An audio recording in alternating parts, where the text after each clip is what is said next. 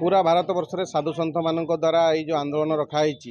गो रक्षा और सम्मान गो सम्मान आह्वान अभियान ये आम कौन करुँ आज माने पूरा भारत वर्ष में तहसिल स्तर में आज सब मेमोरेंडम दिखाई प्रधानमंत्री को मुख्यमंत्री उद्देश्य राज्यपाल उद्देश्य एवं राष्ट्रपति उद्देश्य ए दाबी रखाई गौ मातार संपूर्ण सुरक्षा गौमाता को राष्ट्रमाता राष्ट्र पशु घोषित करने एवं संपूर्ण भाव गौ सुरक्षा दाबी रखुचु। आपड़ देखिए गोटे हरिण किए मारिकी शिकार कला ताकू जेल होपाई दंड विधान अच्छी 100 कोटी ऊर्ध्व हिंदू थिबा देश में जो गौमाता प्रति एत समस्त सम्मान अच्छी विश्वास करा 33 कोटी देवता ता देहरे बास करती से भाया गौमाता को हत्या करने हत्यार विरोध में कौन प्रकार नियम से भाया ना तेणु आम चाहूँ जमी राष्ट्रीय पशु बा को हत्या कले जो दंड मिलूँ माने गौमाता को हत्या जी करूँ अधिक कठोर दंड ताकू मिलू तेणु द्वारा जाकि गौमातार संपूर्ण सुरक्षा हो पार आम ये दाबी जनाऊँ आशा करूँ सरकार आम दाबी मानवे। आज हूँ आम समस्त ये बारिपदार तहसिल अंतर्गत जी गोभक्त अच्छा समस्ते मिसिकी गोमाता सुरक्षा और संवर्धन समस्ते आसिकी बारिपदा तहसिलदार को आम भारतर महामहिम राष्ट्रपति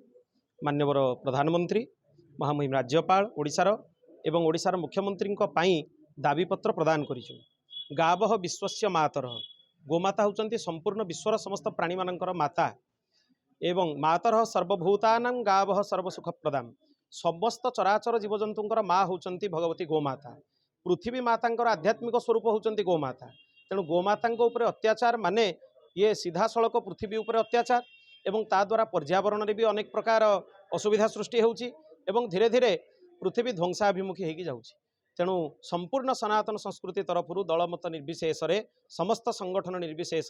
समस्ते गोमातांकर संरक्षण और संवर्धन पर समर्थन करने दरकार एवं गो हत्या बंद हबार आईन लागू हवा दरकार। गोमाता को राज्यमाता एवं राष्ट्रमातार दर्जा देवाई आम सरकार पाखे शांतिपूर्ण भाव में संकीर्तन सहित दाबीपत्र प्रदान कलु। ये आज तहसिल स्तर में प्रदान करागला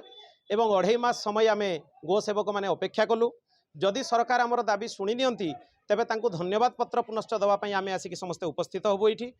तेणु ये गो संरक्षण गो संवर्धन जो लड़े ये आगामी दिन पर्यंत जारी रहिबो।